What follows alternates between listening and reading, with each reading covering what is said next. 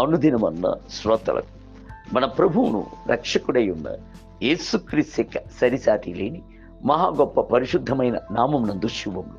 నేడు 2026 సంవత్సరము జనవరి మాసము 27వ తారీఖు మంగళవారం నాటి ధ్యానాంశము. పూర్ణ హృదయముతో ఇర్మియా గ్రంథము 29వ అధ్యాయము 13వ వచనమందు, మీరు పూర్ణ హృదయముతో నన్ను వెతికినెడల, నన్ను గూర్చి విచారణ చేసినెడల మీరు నన్ను కనుగొందురు.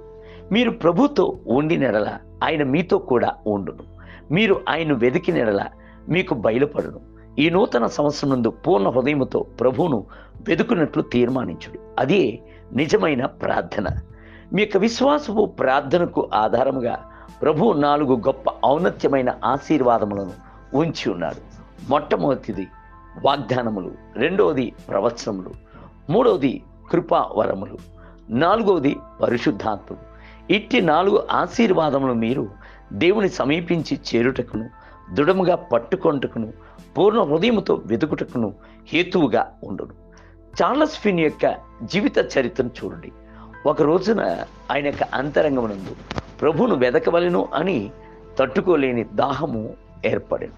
కావున 3 గంటల సేపు దేవుని సమ్ముఖమునందు ఉండి ప్రార్థించేదును, ఆయన వెతికెదును అని చెప్పి ఏకాంతమునందు ఒక స్థలమునకు వెళ్ళి ప్రార్థించడం మోకరించు. అయితే ఆయన మనసు అంధకారము చేత నిండి ఉన్నందున తలంపును ఏకాగ్రతలోనికి తీసుకుని రాలేకపోయాను. 3 గంటల సేపు అని ఆయన మొక్కుబడి చేసుకున్నందున ఆ సమయంలో ఎలాగూ ఖర్చు పెట్టుట అని తెలియక తప్పించాను.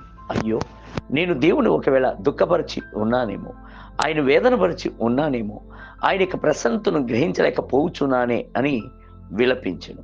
అప్పుడు ఆయన యొక్క మనసు అను తెరపైన ఒక వచనము మెరిసెను. మీరు పూర్ణ హృదయముతో నన్ను వెతికినెడల, నన్ను గూర్చి విచారణ చేసినెడల మీరు నన్ను కనుగొందురు. ఇర్మియా గ్రంథము 29వ అధ్యాయం 13వ వచనం అనుటే ఆ వచనము. ఈ వాగ్దానము దృఢముగా పట్టుకొనెను.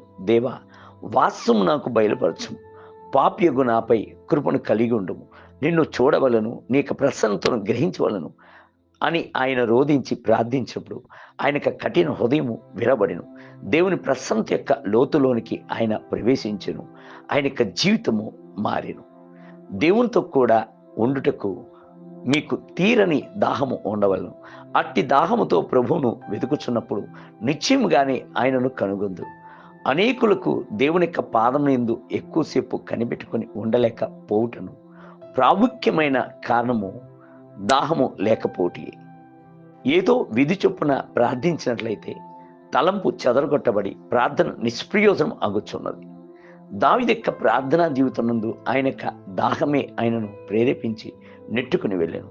నా ప్రాణము దేవుని కొరకును, జీవం గల దేవుని కొరకును తృషించుచున్నది. దేవుని సన్నిధికి నేను ఎప్పుడు వచ్చేదను అని దావీదు చెప్పాను. 42 కీర్తన 2వ వచనం. దేవుని బిడ్డలారా, ప్రభువును దాహముతో వెతుకుడి, నిత్యముగా కనుగొందు. నేటి ధ్యానమునకై దప్పిగలవాని మీద నీళ్లను, ఎండిన భూమి మీద ప్రవాహ జలమును కుమ్మరించదు. యెషయా గ్రంథం 44వ అధ్యాయము 3వ వచనం.